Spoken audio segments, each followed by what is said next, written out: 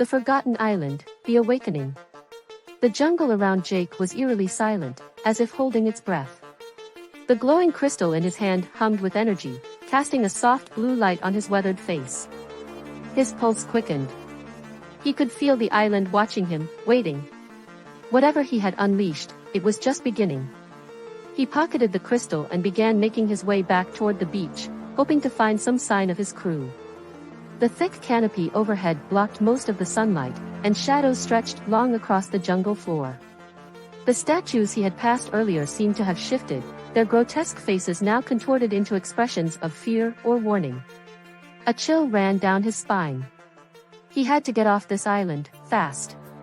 As he approached the beach, Jake heard voices, familiar voices. Relief flooded through him as he pushed through the last line of trees and saw his first mate, Sam, and 2 other crew members. They were battered and bruised but alive. "Captain!" Sam called out, his face breaking into a grin. "We thought we'd lost you." Jake jogged over, clasping Sam's hand. "I'm glad to see you too. The ship's gone, but we're not out of this yet. I found something in the temple." He pulled out the crystal, showing it to them. Sam's eyes widened. "Is that?" Jake nodded. "I think it's the key to this island. But we need to figure out what it unlocks, and we need to do it fast. There's something wrong about this place." As if in response, the ground beneath them trembled. The sea, calm just moments ago, began to churn. The waves grew, crashing violently against the rocks, and a low rumble echoed through the air. "We need to move," Jake ordered. "Into the jungle. Now!" They sprinted back into the dense foliage just as the beach began to collapse into the sea. The island was shifting, rearranging itself like a living, breathing puzzle. The jungle was alive with noise now, the rustling of leaves, the snapping of branches, and strange, guttural sounds echoing from all around them.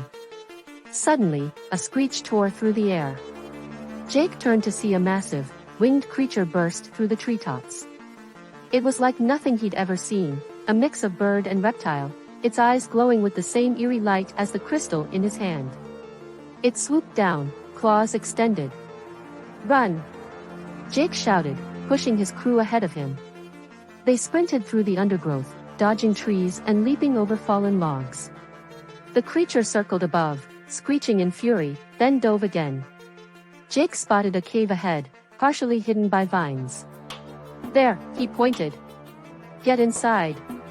They dived into the cave just as the creature's claws scraped the ground behind them. It screeched again, but the cave was too small for it to enter.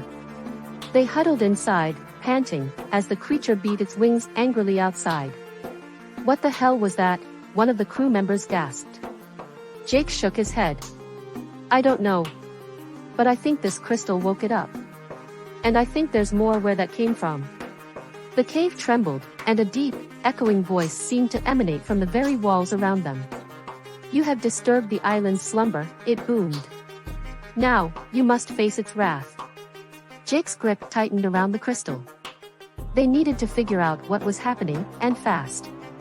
"We need to keep moving," he said. "There must be a way to stop this. A way off the island." Sam nodded.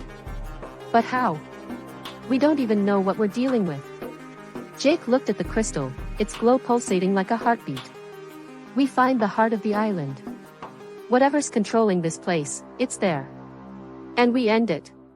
With renewed determination, they moved deeper into the cave, guided by the crystal's glow. The walls were covered in ancient carvings, depicting battles, rituals, and a giant figure holding a crystal, just like the one Jake carried. They were getting closer. But so was the island's fury.